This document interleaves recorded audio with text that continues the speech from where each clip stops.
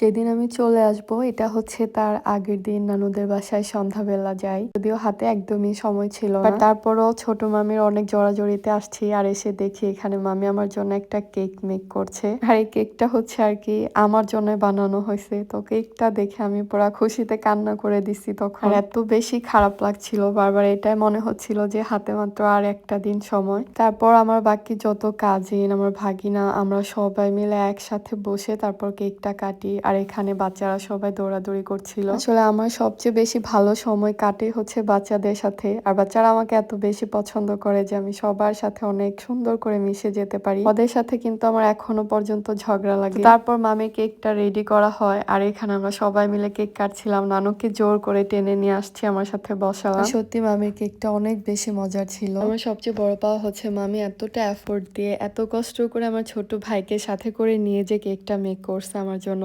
অনেক অনেক থ্যাঙ্কস মামি। দেশ ছাড়ার আগে সবাই আর কি ভালোবাসা দিয়ে আমাকে আরো বেশি ভারী করে দিচ্ছিল। খুব হাসি মুখে কেক ঠিকই কাটা হয়েছে, বাট সত্যি আমার ভেতরে এত বেশি কষ্ট লাগছিল তখন। আর আমাদের বাড়ি আর আমার নানু বাড়ি একদমই কাছাকাছি হওয়াতে দিনের অর্ধেকটা টাইমই হচ্ছে নানুদের বাসায় আমার কাছে। তো তখন থেকেই হচ্ছে মিস করা শুরু করে দিছিলাম, আমাকে এত বেশি খারাপ লাগছিল। আর এদিকে দেখেন কেকটার অবস্থা পুরো 12টা বাজিয়ে দিচ্ছে আমার কাজিন ভাগিনা এরা সবাই। আর এখানে বাটি সব নিয়ে আসছে কেক খাওয়ার জন্য। আর ওইদিকে আমার পিচ্চি মামাতো বোন মন খারাপ করে বসে আছে। সত্যি কথা বলতে ওরা আমাকে এত পরিমাণে ভালোবাসে আর আমি যে কয়দিন ছিলাম দেশে ওদের সাথে এত সুন্দর সময় আমার কেটেছে। আর এর জন্য আমি চলে গেলে সবাই আমাকে একটুখানি বেশি মিস করবে। এদিকে আমি আমার ভাইকে জিজ্ঞেস করছিলাম আর ও আমাকে বলছিল যে বুবু আমাকে নিয়ে যাও তোমার সাথে। তো যা কেক টেক কাটার পর তারপর সবাইকে একটু এক এক করে আদর করে দিচ্ছিলাম। এরপরও আরেকদিন ওদের সাথে আমার দেখা হয়েছে, কারণ আমি আসার দিন সবাই ছিল আমাদের বাসায় আর ওই ব্লগটা সবার সাথে শেয়ার করবো। তো এটা আর কি ছিল নানু বাড়িতে থেকে সবার থেকে একটা বিদায় নেওয়ার পর। তারপর আমার ছোট্ট পিচ্চি